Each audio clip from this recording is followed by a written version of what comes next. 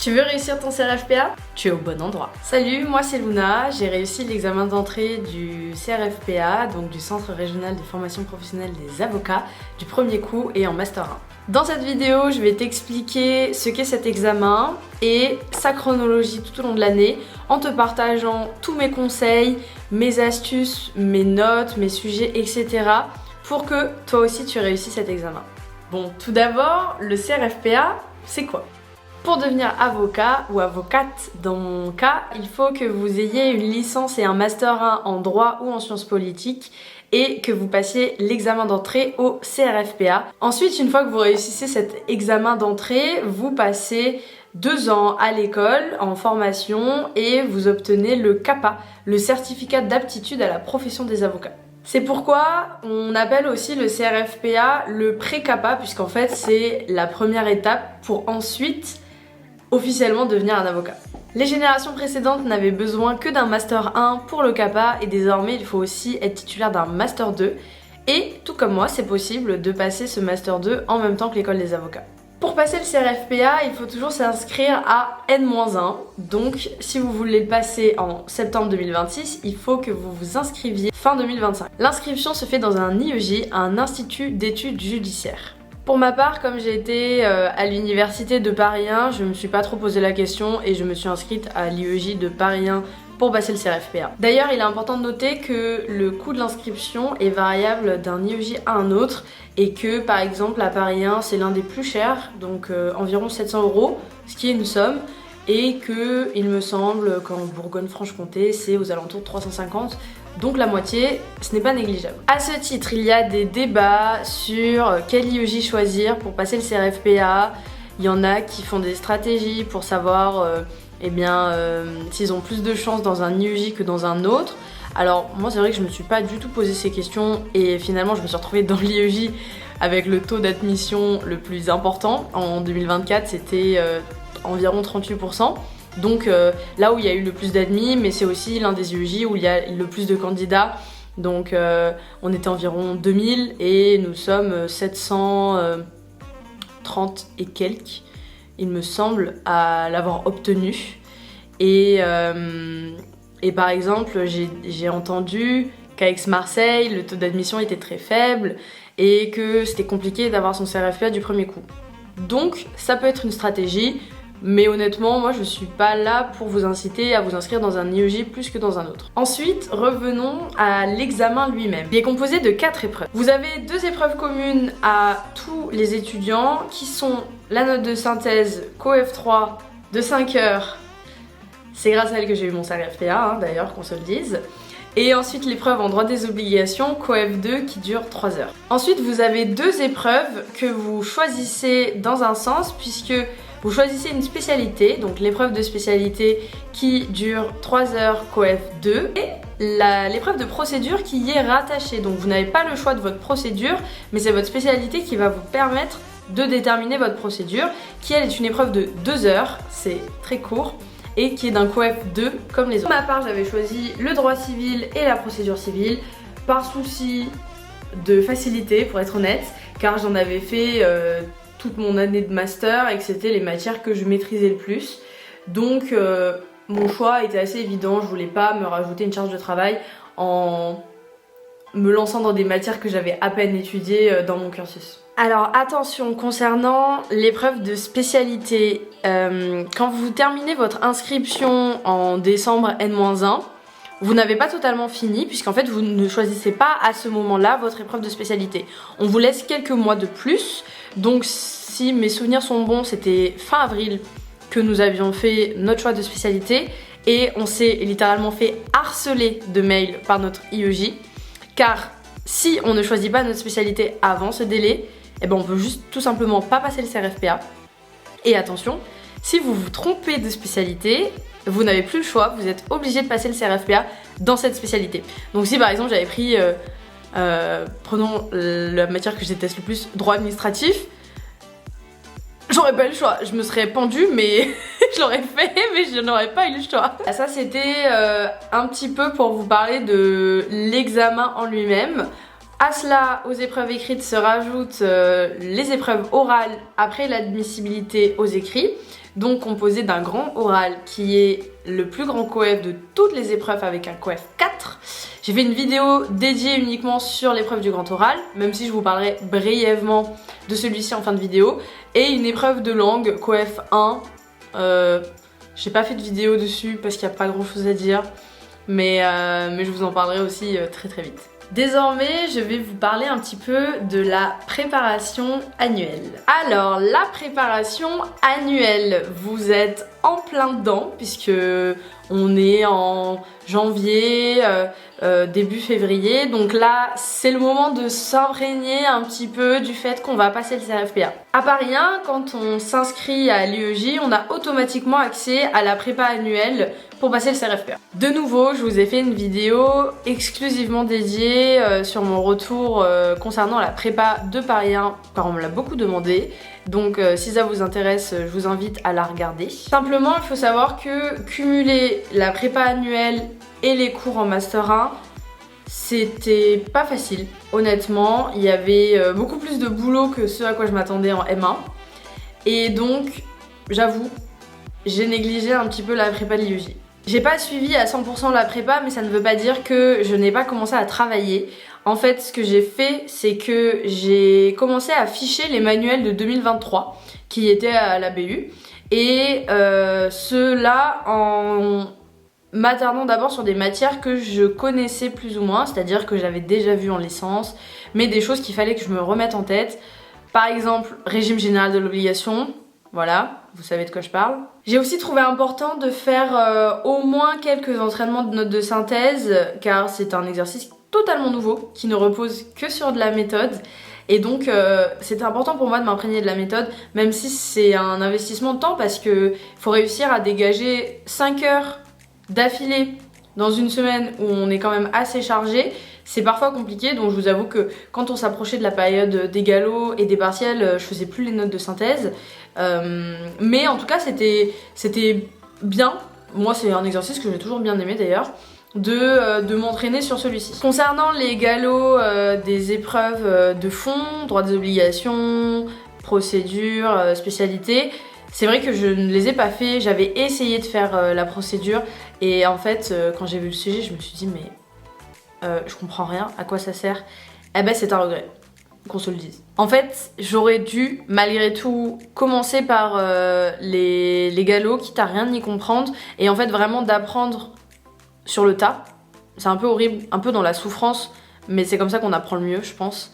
Avec des notes catastrophiques, et en fait en vraiment listant ce qui n'allait pas, ce que je ne comprenais pas, etc. Mais c'est difficile quand on n'a pas revu le fond de la matière en fait. Et donc je vous avoue que je me suis un peu découragée sur ça, et je ne vous le conseille pas. Vraiment, quitte à ne rien comprendre en fait au début, ce n'est pas une perte de temps. C'est vraiment les entraînements et l'apprentissage que vous retenez de vos erreurs qui va faire que vous allez tout niquer le jour J. Bon, à côté de ça, il y avait des cours en amphi, et de toute ma scolarité, je suis jamais allée en amphi, donc je vous avoue que je n'ai pas commencé avec la prépa de Paris 1. Mais les cours étaient en vidéo que je n'ai pas regardé non plus. Moi, je préfère avoir mon manuel, que tout soit écrit, je lis, j'apprends beaucoup plus vite que quand j'écoute quelqu'un, même en x2, ou à la limite en podcast en faisant mon ménage, mais c'est pas... donc chacun ses méthodes d'apprentissage. Si vous retenez vachement bien en allant en amphi, eh ben essayez d'y aller, même si c'est compliqué, parce que ça vous rajoute clairement une deuxième semaine dans votre semaine. Mais je pense qu'avec beaucoup d'organisation et de la détermination, c'est faisable. Donc si je résume un petit peu la prépa annuelle, moi je l'ai un peu négligée et je me suis vraiment mise à penser CRFPA à 100% à partir de juin. Mais je regrette tout de même de ne pas avoir fait les galops de fond, quitte à voilà, ne pas les réussir. Mais je pense que c'est vraiment le plus important, ça reste les entraînements. Après la préparation annuelle, c'est le moment de la préparation estivale.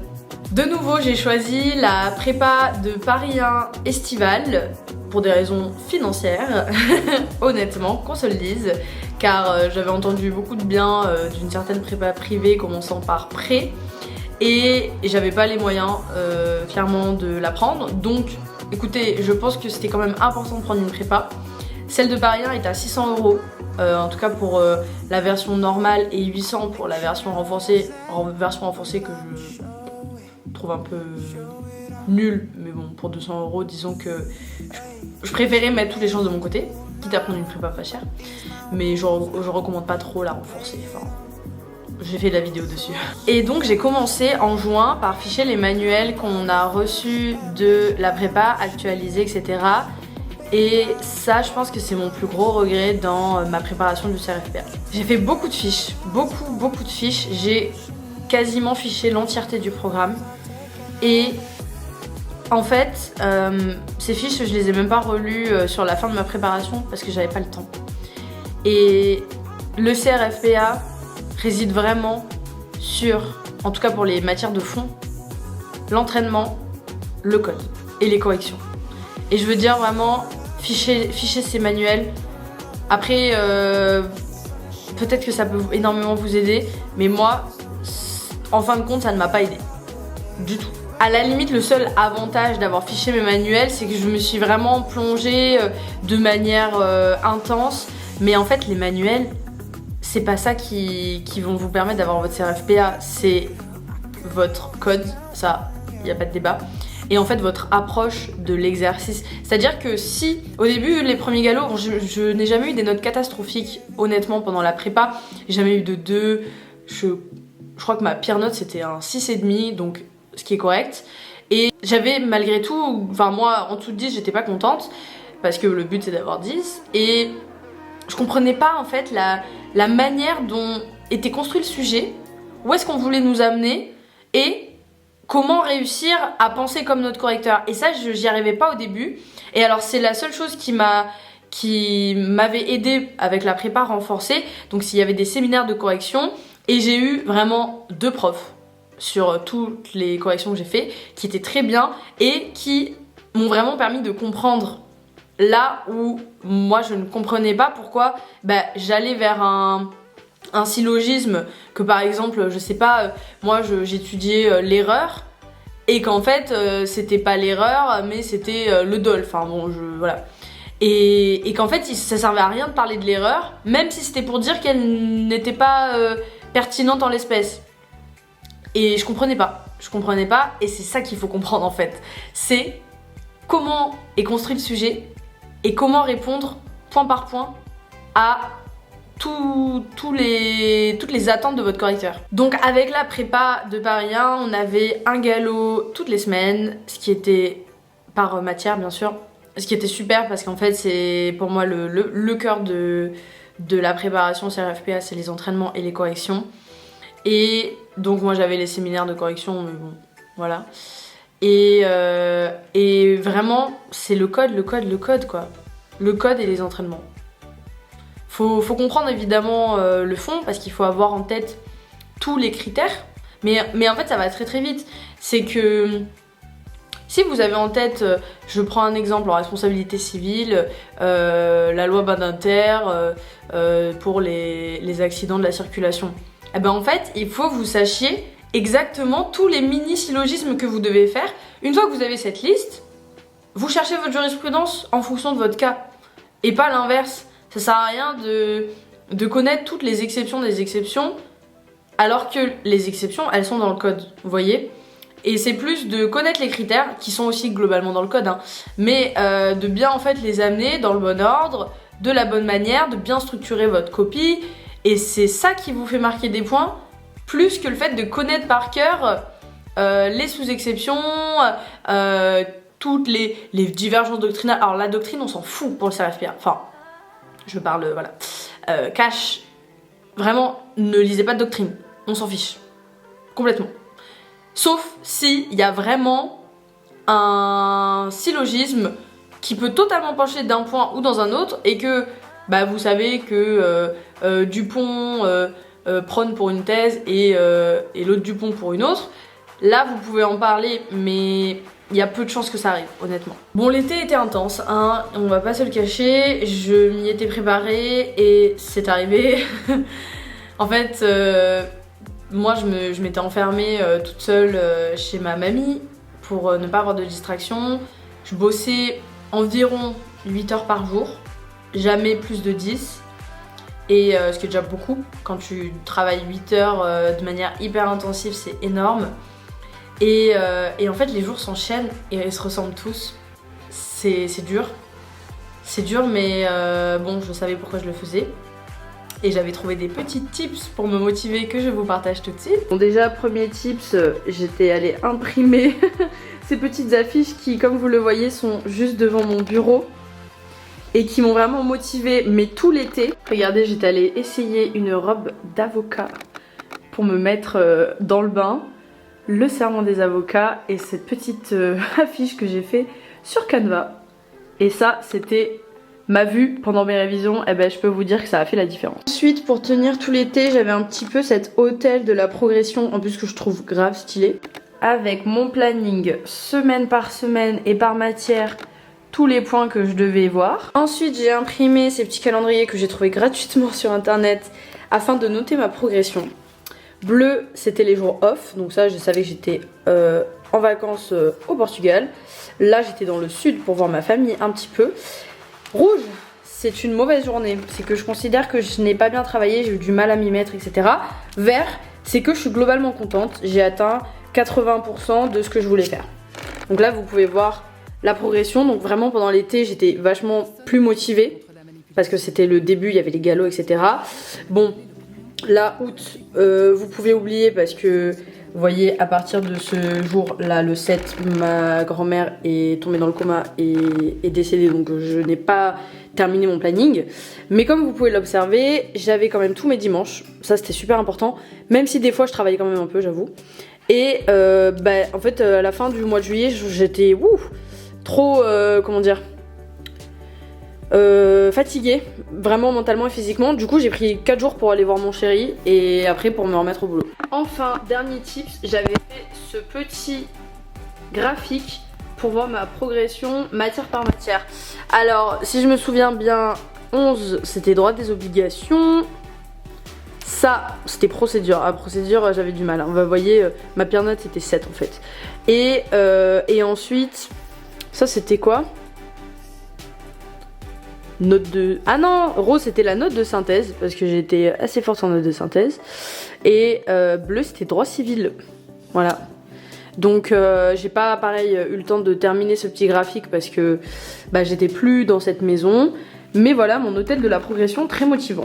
Pour globaliser mon été, ça s'était bien passé, j'ai resté motivée, je tenais mon programme à jour, je faisais mes galops, je les rendais dans les temps. Et ça m'est arrivé de craquer, hein, vraiment. Mais quand je craquais, que je sentais que j'étais fatiguée, que j'arrivais plus, je faisais une petite pause. Quitte à rien faire de la journée par exemple, vous voyez les petites croix, c'était vraiment des journées très peu productives. Mais comme ça, je pouvais repartir. Et il n'y a que du coup, à partir de mi-août, enfin du 7 août, où là, je n'ai pas travaillé pendant 2 semaines à cause du décès de ma grand-mère. Bon, voilà, ça se comprend. Et là, j'ai fait, on va dire, une erreur que je ne cherche pas à excuser par cet événement, mais j'ai complètement occulté un des thèmes de révision. Et ça, c'est à ne pas reproduire. Parce que voilà, la seule chose que je n'avais pas révisé de l'été, bon, j'en avais fait un petit peu en M1, mais bon, de manière assez négligée, c'était les procédures civiles d'exécution.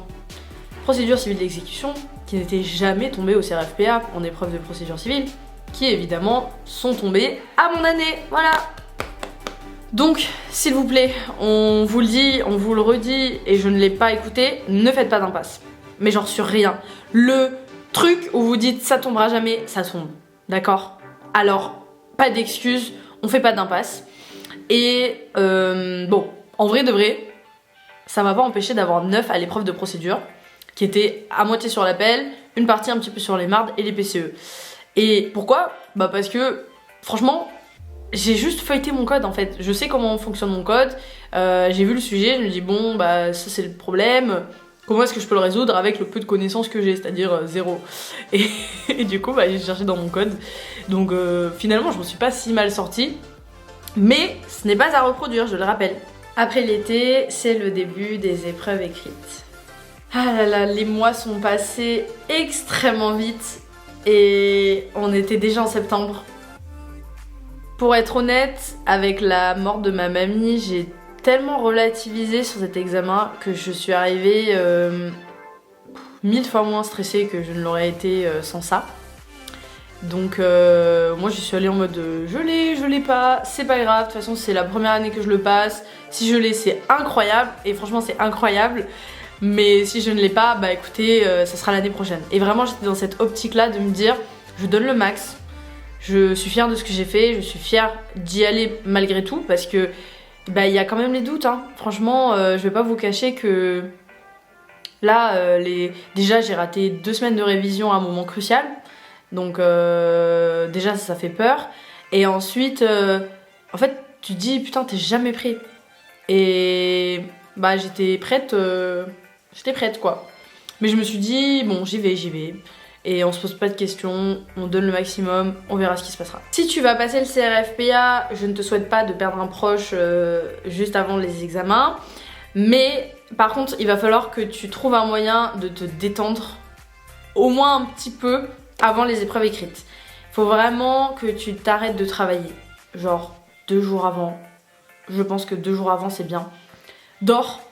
Dors un max. Parce que c'est très fatigant les épreuves d'affilée comme ça, avec la pression, etc. Fais des choses que tu aimes, profite avec tes proches. Je sais pas, va faire une balade en forêt, fais de la méditation, tape dans un punching ball de boxe. Moi j'ai un ami par exemple qui a fait une grosse soirée le samedi soir avant les épreuves et qui était tellement en gueule de bois qu'il a passé la journée du dimanche dans son lit et qui était détendu du coup hein, parce que voilà, c'est une technique.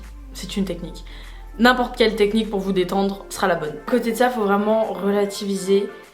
Évidemment, c'est plus facile lorsque c'est la première fois qu'on le passe que lorsque c'est la 3e fois et qu'ensuite on n'a plus de chance de passer les écrits. Mais il faut se rappeler que ce n'est pas cet examen qui va faire que vous ne pourrez jamais être avocat. Il existe des passerelles désormais qui sont nombreuses pour que vous puissiez ensuite rentrer à l'école des avocats. J'en cite une après un doctorat par exemple. Donc si vraiment c'est votre rêve et que vous ne réussissez pas le CRFPA, bah en fait c'est qu'une question de temps. Voilà, je vais pas dire que c'est pas grave parce que ça doit être vraiment très dur, mais si vraiment c'est votre rêve de devenir avocat, vous pourrez trouver un moyen et ça sera juste repoussé en fait. Pour parler des épreuves en elles-mêmes, elles ont toujours lieu la première semaine de septembre et dans un ordre très précis qui sont la note de synthèse, le droit des obligations, l'épreuve de spécialité et la procédure à la fin. Petite astuce, si vous en avez les moyens, ça vaut vraiment le coup de prendre un Airbnb assez proche de votre centre d'examen. Je l'ai expliqué, je vivais chez ma grand-mère en région parisienne et en fait j'étais vraiment à l'autre bout de mon centre d'examen, ce qui me faisait plus de 2 heures de trajet aller, donc 4 heures par jour. Avec tous les aléas des transports et la fiabilité de la RATP comme on la connaît, je me voyais pas en fait partir... Bah du coup il aurait fallu que je prenne au moins 1h30 d'avance, donc partir tôt le matin, rentrer tard le soir, faire 4 heures de trajet quand on a 5 heures de notes de synthèse, c'est horrible. Donc bah écoutez, j'ai trouvé le Airbnb le moins cher que j'ai que j'ai pu. J'ai dormi chez des gens dans une chambre, donc c'est pas très pratique, mais j'étais à 20 minutes du parc expo et j'avais pas ce stress mais énorme que sont les transports et la fatigue qui s'y ajoute. Donc j'étais en vrai très contente, c'était l'idée de mon père et je le remercie parce que bah, c'est extrêmement fatigant. Une semaine comme ça où vous enchaînez les épreuves, où en plus bah, voilà, il y a quand même toujours une part de pression. Waouh! Plus tu te délestes de pression extérieure au maximum, plus tu peux te concentrer aussi sur ton CRFPA.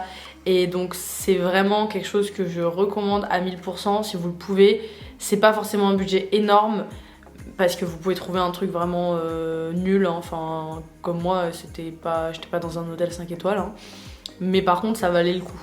Donc la semaine des écrits c'est, pour résumer, très fatigant.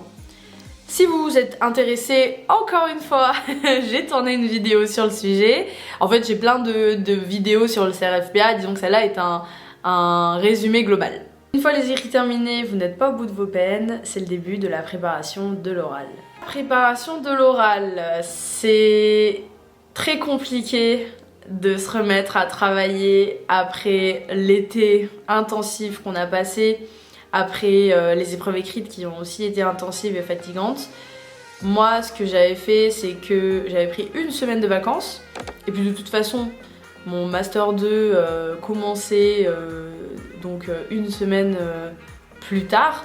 Donc je me suis dit, une semaine tranquille, et ensuite quand je reprends les cours pour le Master 2, je reprends les révisions pour le grand oral. Honnêtement, c'est dur de se remettre à travailler, surtout si on se dit qu'on a raté les écrits, ce qui n'est pas forcément le cas. Mais ouais, en fait, trouver la motivation après tous ces efforts, cette fatigue, c'est vraiment pas évident. Moi, mon fonctionnement, c'est de me dire que je ne veux pas regretter les choses dans la vie, et je sais que si je ne m'étais pas mise à travailler, je l'aurais regretté dans le cas où j'aurais eu les écrits, même si j'étais pas certaine de les avoir. Et en fait, moi je marche vraiment pour éviter la culpabilité. Parce que pour moi, il n'y a rien de pire que de se dire « Ah ben, j'aurais dû faire ça et je ne l'ai pas fait ». Donc même si je ne travaillais pas comme une forcenée dès le mois de septembre, ben, je me suis mise au boulot petit à petit, en revoyant d'abord des choses que j'avais déjà étudiées en fait, mais que j'étais obligée de maîtriser pour le jour du grand oral, et ça a un côté rassurant dans le sens où vous vous remémorez juste des choses que vous avez déjà vues durant votre licence, et ça a vraiment l'avantage de vous conforter, de consolider vos acquis. Ensuite, ce que j'avais fait, c'est que j'avais revu, disons, les généralités sur les droits et libertés fondamentaux qui constituent le thème du grand oral, ce qui est extrêmement large, ce qui veut tout et rien dire. Et donc moi j'avais relu des articles à ce sujet, les définitions, parce que c'est bête, mais si vous arrivez à un oral de DLF et qu'on vous demande de définir les DLF et que vous ne savez pas les définir, bah là vous avez l'air un peu bête quand même. Ensuite il y a tout un volet de questions de culture juridique générale. Et bon, alors cette culture, elle est immense. Moi, ce que je faisais, c'était des flashcards avec des livres de culture juridique, hein, pour le coup, culture générale juridique, pour apprendre plein de... Parce qu'on peut vous demander quelle est l'origine du bâtonnier, combien il y a de boutons sur la robe d'avocat, enfin, vous voyez plein de trucs où vous vous dites, bah, voilà quoi. Et en fait, c'est des petites anecdotes à connaître. Et ça, pour le coup, les flashcards, c'était super pratique, parce que c'est un côté hyper ludique, c'est pas très compliqué à faire. C'était vraiment un des trucs que j'ai préféré, et tout rentrait mais par cœur. C'était waouh, c'est là. Et en fait, je faisais des piles ensuite, je maîtrise pas. Et une fois que je maîtrisais, bah, je les revoyais plus, je revoyais que celles que je maîtrisais pas, pour à la fin connaître un max de trucs qui finalement ne m'ont absolument pas servi le jour J. Mais ça dépend des jurys, parce que bah, je sais qu'il y a des amis qui voilà, ont eu des questions un petit peu bateau de ce style, et bon, moi pas du tout, mais ça dépend complètement de qui vous aurez en face. Encore une fois, pour brièvement aborder l'épreuve, vous avez 1 heure de préparation avec tous les codes possibles et inimaginables que vous voulez. Alors pareil, vous pouvez vous ramener avec une valise de codes, comme moi je l'ai fait d'ailleurs, par sécurité honnêtement, plus qu'autre chose. Et en fait le jour J, vous n'utilisez pas tous ces codes, hein. Moi je n'ai utilisé que le code constitutionnel et le recueil des grands textes des droits et libertés fondamentaux, parce qu'en fait vous n'avez pas le temps, 1 heure tout simplement. Et sauf si vraiment vous tombez sur un sujet qui est que sur le droit de l'environnement, bon bah là oui, c'est bien d'avoir votre code de l'environnement par exemple, mais en fait les textes y sont, et ça sert à rien d'avoir 20 000 fondements en fait, parce que c'est pas le plus important, c'est plus comment vous structurez votre propos, et vos fondements, ils sont importants, mais les jurisprudences vous servent plus d'exemple qu'autre chose. Après cette heure de préparation, vous avez 15 minutes d'exposé sur votre sujet. Moi c'était Le pluralisme des médias permet-il la protection des libertés fondamentales? Bon, ok, 15 minutes. À la fin de ces 15 minutes, que vous ne pouvez pas dépasser, hein, on se le dit, le temps est très important.